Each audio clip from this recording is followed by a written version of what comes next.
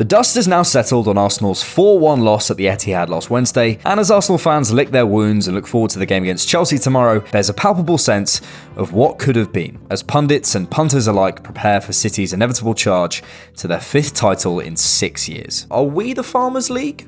But without sounding delusional, it is worth saying this: it's not over. No, really.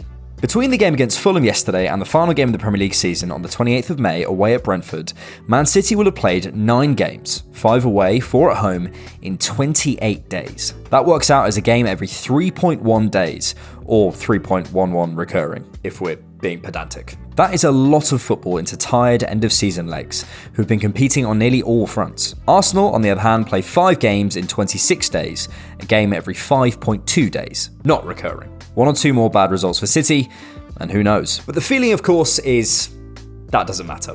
City will win every single remaining game because, well, they're Man City. That's why everyone's kind of given up, and all the projections look like this. But it's also worth saying the problem has never been Man City's home form. We're far from the first top team to have gone to the Etihad this season to get smashed. The issue has actually been with their away form, and they have some really tough away fixtures at Brentford, Brighton, and relegation-threatened Everton before the season's over. Their main focus will clearly be the Champions League, as they aim to qualify for the final again, and with 3 games in 6 days between Wednesday the 3rd and Tuesday the 9th, for example, who knows what could happen. All that said, I do now believe City will win the league, but stranger things have happened in football. I'm frustrated, of course, and I bet you are too. It's only natural. When you dream of a title for so long, being however many points we were clear in March that I don't even want to mention, letting that slip, it hurts. But let's take a step back. The prevailing narrative in mainstream punditry is that this was our one chance and we blew it. That's probably why Sony fans feel so down, because we have to view these things, with no choice, through Sky and BT Sport's narrative-spinning vectors that ultimately only exist to increase profit. There's a whole other video in this, but our XG differential, points per game, squad value, and hundreds of other metrics indicating progression have always been going up for the last 2 or 3 seasons. This wasn't and isn't our only chance to win the league. And when you consider the age profile of our squad, it is pretty laughable, but that's being said. But it's just like wrong. We've taken the 3rd most points in the league since Arteta came in December 2019 and moved that parameter up to his year anniversary in the job until now, and only City have taken more points. This isn't a fluke because other teams who are off their game will be back next season. You say that every year. I look forward to the mythical season where United, City, Liverpool, Spurs and Chelsea are all competing for the title at the same time. It's just not going to happen. Put your blinkers on and judge it on this season. Sure, you can write it off that we've blown it, but put it into context and it's really just not the case. The problem, which isn't being noted, and is the far more interesting bit to analyse, is that this position has just come very early in our cycle of squad development. Against Man City the other night, there was one major thing that separated us: quality. Sure, both teams frustrated each other, and while City definitely had the upper hand in terms of playing through our press, exploiting spaces, limiting us, and had the better chances on the night, the reverse was true to some extent at the Emirates when you look at the numbers. The major difference on both occasions is that simple: quality. Spoiler alert, they have better players than us. Without Kevin De Bruyne's ridiculous right foot, 3 of their goals just don't happen. And without a bench containing the likes of Phil Foden, Riyad Mahrez and Julian Alvarez, neither does their 4th. Ake drops out and they replace him with Manuel Akanji. One of our key defensive cogs drops out, and we have Arsenal Twitter turning into an art installation of lineups. So how do we get there?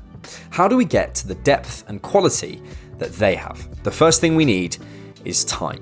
The reason they have a Kevin De Bruyne, early 30s, at the peak of his powers, is because they've allowed him to develop. Look at the 2 squads, note the difference in average age, and note how, on average, players have been at City longer than Arsenal. I've highlighted those who joined before 2019 and those who are 25 and under in black and yellow, respectively. They've been given time. The youngest team in the league stuff is boring to keep repeating, but it matters, and time will favour us. We've brought in our pre-peak stylistic equivalent to De Bruyne, now he just needs time to develop. De Bruyne at 24 had just signed for City and got 7 goals and 9 assists that season. Odegaard at 24 has 12 goals and 8 assists, and the season isn't finished. And the second part is layers. People say we can't reach a City squad-wise because they're so rich, but I do think it's possible, because it's not really about money. Everyone in the Premier League now has money. City are smart. They feature only twice in the list of the top 15 highest transfer fees for rivals to the Premier League, yet look like they'll have 5 out of the last 6 league titles soon. It's about talent ID.